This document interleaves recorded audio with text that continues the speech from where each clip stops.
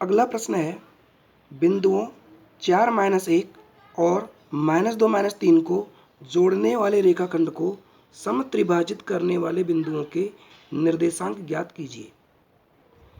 यहाँ ए और बी जो बिंदु हैं 4-1, -2-3, इनको जोड़ने वाला जो रेखाखंड ए बी, इस रेखाखंड को विभाजित करने वाले बिंदु एक से ज़्यादा है, क्योंकि एक तो यहाँ लिखा हुआ है कि समत्रिभाजित यानी समान 3 भाग करने वाले बिंदुओं यानी एक से अधिक बिंदु है। यहाँ ऐसे नहीं लिखा हुआ कि करने वाला बिंदु या करने वाले बिंदु, यहाँ लिखा हुआ है करने वाले बिंदुओं यानी एक से अधिक बिंदु हैं। और वैसे भी कॉमन सेंस की बात है कि अगर एक ही बिंदु लेंगे तो रेखाखंड के 2 ही भाग होंगे, है ना। लेकिन यहाँ लिखा हुआ है समान 3 भाग, तो मतलब 3 भाग तब होंगे जब इस रेखाखंड पर 2 बिंदु होंगे जिन्हें हम कुछ भी मान सकते हैं, P और Q। और ये बिंदु किस प्रकार के हैं कि रेखाखंड को समत्रिभाजित करते हैं। इस प्रकार के बिंदु हैं कि समान 3 भाग होते हैं। अब समान 3 भाग हैं तो आप इन्हें सुविधा के अनुसार कुछ भी लंबाई मान सकते हैं। 1-1 सेंटीमीटर मान लो, 2-2 सेंटीमीटर मान लो, 1.5, 1.5, 1.5 मान लो, 2.3, 2.3, 2.3 सेंटीमीटर मान लो, जो मर्जी आए मान लो, परंतु हम सुविधा की दृष्टि से हमें इन्हें 1-1 सेंटीमीटर का मान लेते हैं। तो उससे क्या होगा कि P बिंदु AB को किस अनुपात में बांटता है वो हमें पता लग जाएगा, और Q बिंदु AB को किस अनुपात में बांटता है वो हमें पता लग जाएगा। कैसे लग जाएगा?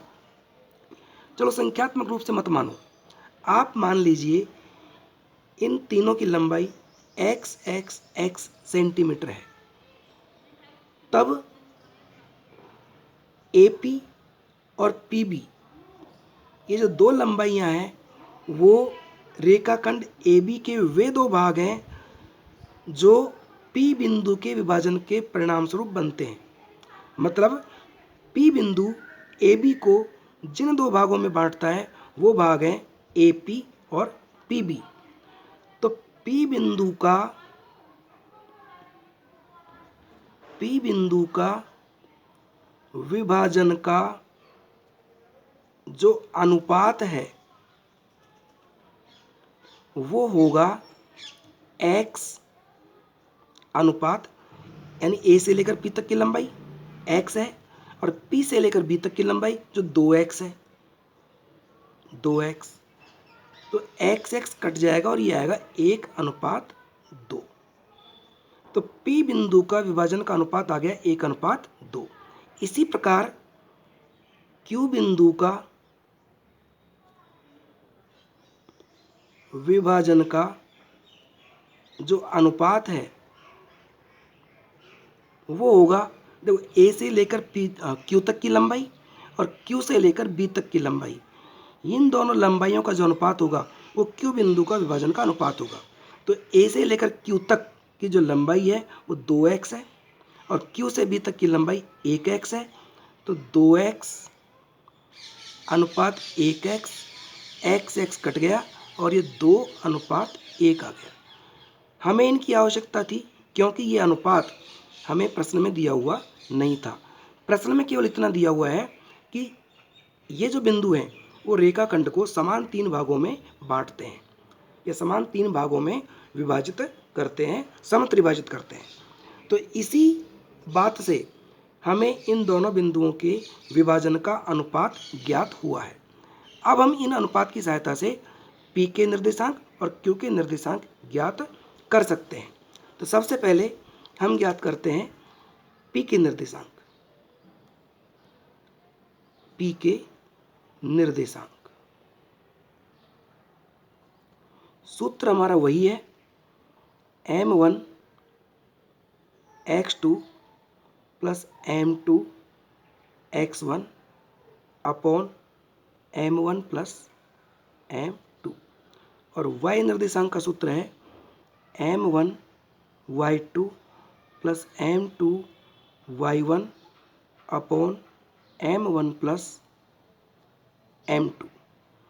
अब इस सूत्र में हम लिखेंगे मान। सुविधा के लिए मान लेते हैं कि ए बिंदु के निर्देशांक x1 y1 है, यानी ये x1 है, ये y1 है, ये x2 है, ये y2 है।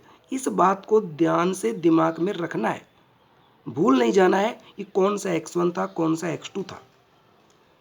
तो m1 P बिंदु के अनुपात का पहला पद, तो P बिंदु का जो विभाजन का अनुपात है उसका पहला पद है 1, तो m1 हो जाएगा 1।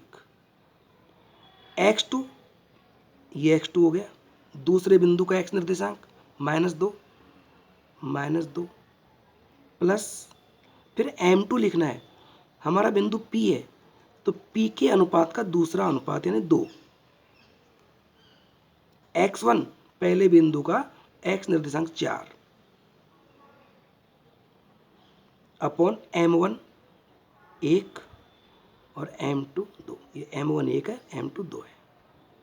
अब y के मान लिखो, m1 तो 1 है, y2, तो y2 यानी दूसरे बिंदु का y निर्देशांक, दूसरा बिंदु ये है, y निर्देशांक -3 है, -3 प्लस m2 2 है, 2 और y1 पहले बिंदु का y निर्देशांक -1 है अपॉन m1 1 प्लस m2 2। हम P बिंदु के निर्देशांक ज्ञात कर रहे हैं तो अनुपात हमारा पहले वाला ही आएगा। अब यहाँ -2 को 1 से गुणा करेंगे तो -2 आएगा और प्लस 4 को 2 से गुणा करेंगे 8 आएगा बटा 3, 2 और 1 3 हो गए। इधर -3 को +1 से गुणा करेंगे -3 आएगा प्लस, और ये -1 से गुणा होगा +2 का तो -2 आएगा बटा 2 और 1 3 हो गए। अब इनको हम हल करेंगे तो देखो यहाँ दोनों संख्या अलग अलग चिन्ह की है, प्लस का 8 है, माइनस का 2 है, अलग अलग चिन्ह की संख्याएं सदैव घटाई जाती हैं। तो 8 में से हम 2 को कम करेंगे तो ये आएगा 6 बटा 3, और इधर दोनों संख्याएं समान चिन्ह की है, समान चिन्ह की संख्याएं सदैव जोड़ी जाती हैं। 3 में 2 जोड़ेंगे 5 आएंगे, लेकिन ये माइनस के ही आएंगे 5 बटा 3। अब यहाँ 5 में 3 का भाग नहीं जाता, लेकिन 6 में 3 का भाग जाता है। कितनी बार? 2 बार। तो ये 6 में 3 का भाग दिया 2 बार, तो निर्देशांक आएंगे 2 और -5 बटा 3। इस प्रकार P बिंदु के निर्देशांक हो गए 2 - 5 बटा 3। अब इसी प्रकार से हम ज्ञात करते हैं Q के निर्देशांक, Q के निर्देशांक, Q के निर्देशांकों के लिए सूत्र तो वही रहेगा, m1 x2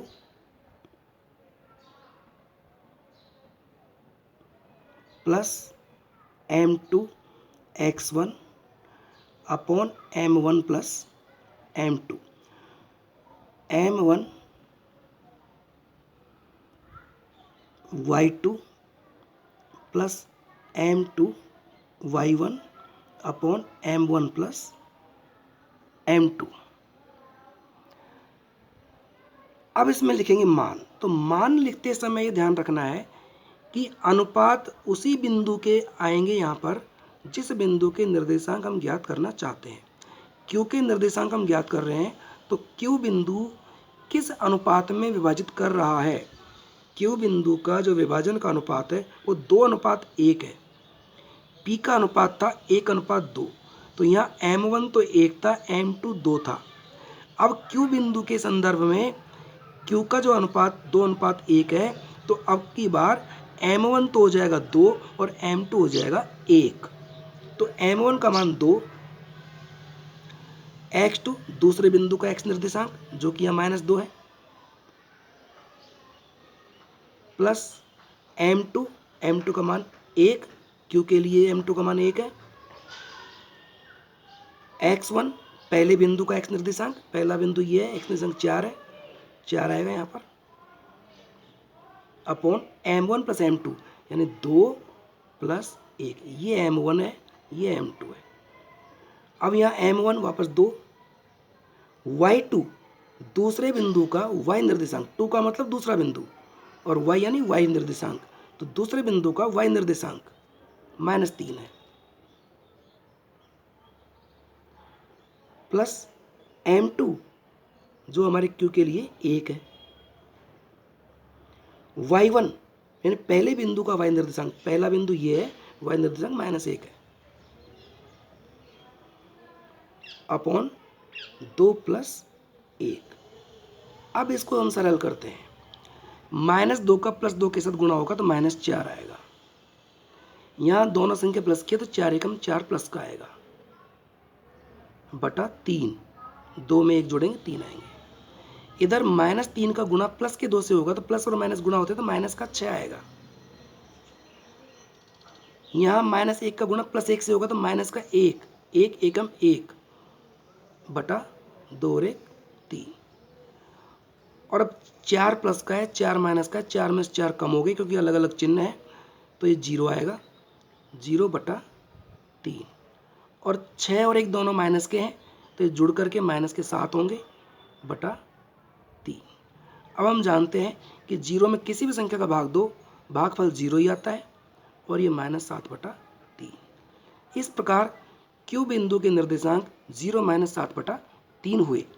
तो यहाँ हमसे पूछा गया था कि बिंदुओं 4 - 1 और -2 - 3 को जोड़ने वाले रेखाखंड को समत्रिभाजित यानी समान 3 भागों में बांटने वाले यानी विभाजित करने वाले बिंदुओं के निर्देशांक ज्ञात कीजिए। अब समान 3 भाग हैं तो समान 3 भाग करने वाले यहाँ पर 2 बिंदु होंगे P और Q, तीनों भाग बराबर के होंगे। हमने इनको x माना और इसकी सहायता से हमने पहले अनुपात ज्ञात किया क्योंकि इसमें अनुपात दिया हुआ नहीं था और अनुपात को इस रूप में दिया है इसने। अनुपात ज्ञात करने के लिए इसने दिया है कि तीनों भाग क्या होते हैं, समान होते हैं।